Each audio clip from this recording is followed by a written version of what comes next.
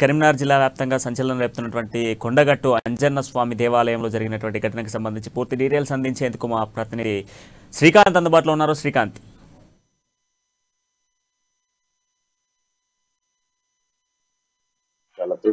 ప్రసిద్ధ పుణ్యక్షేత్రమైన కొండగట్టు దేవాలయంలో ఇద్దరు దంపతులు చోరీకి పాల్పడ్డారు. ఆలయంలోని స్వామివారి షటారి చోచక్ర తోరణంతో పాటు పలు విలువైన వెండి ఆభరణాలను దొంగిలించారు. సమాచారం అందుకున్న పోలీసులు వెంటనే సంఘటన స్థలానికి చేరుకుని డిఎస్పీ ప్రకాష్ నేతృత్వంలో 10 బృందాలుగా దర్యాప్తు చేపట్టారు. ఇటీవల సీఎం కేసీఆర్ ఆలయ అభివృద్ధి కోసం 1000 కోట్లు ప్రకటించి నెలలు గడువు ముందే ఇలాంటి సంఘటన చూసుకోవడం దురదృష్టకరము. బండి సంజయ్ కూడా ఈ రోజు దేవాలయ చోరీ ఘటనపై స్పందించారు.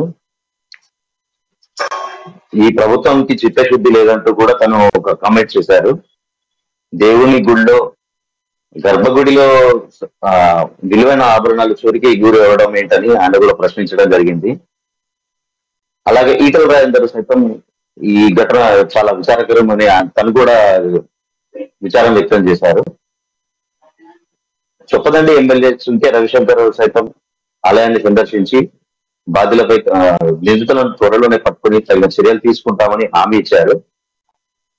మొత్తానికి ఈ కరీంనగర్ ఉమ్మడి జిల్లాలో జగిత్యాలలో కొండగట్టు ప్రసిద్ధ పుణ్యక్షేత్రంలో ఈ దొంగలు హల్చల్ చేయడం అనేది స్థానికంగా కలకలం రేపింది.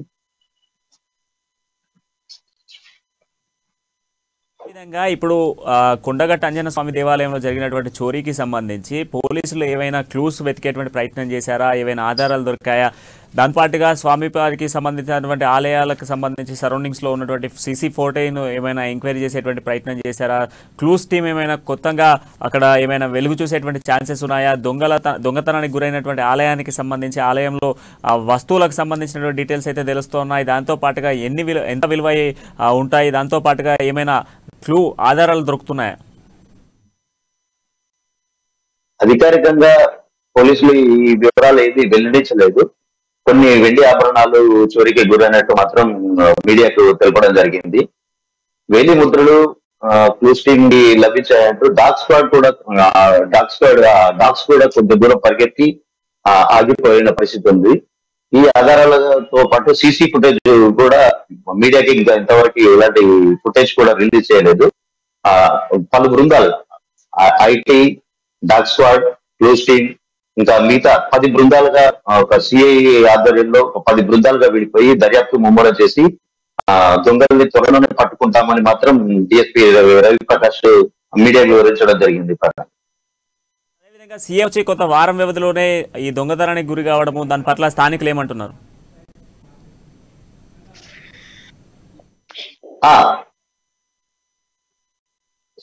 ఇటీవల పవన్ కళ్యాణ్ రాక ప్లస్ కొన్నాళ్ళ క్రితం సీఎం కేసీఆర్ రావడము, వెంటనే ఈ చోరీ జరగడం. ఇంకా ఇక్కడ గమనించదగ్గ విషయం ఏంటంటే శివరాత్రికి జాతర ముగిసి కొద్ది రోజులకి గత 2 రోజుల క్రితమే ఆలయ హుండీ లెక్కింపు జరిగింది. ఆ హుండీ లెక్కింపు జరిగిన అనంతరము ఈ చోరీ ఘటన చేసుకోవడము తెలిసిన వాళ్ళ పని అయి ఉంటుందనే అనుమానాలు కూడా రేకెత్తుతున్నాయి. పని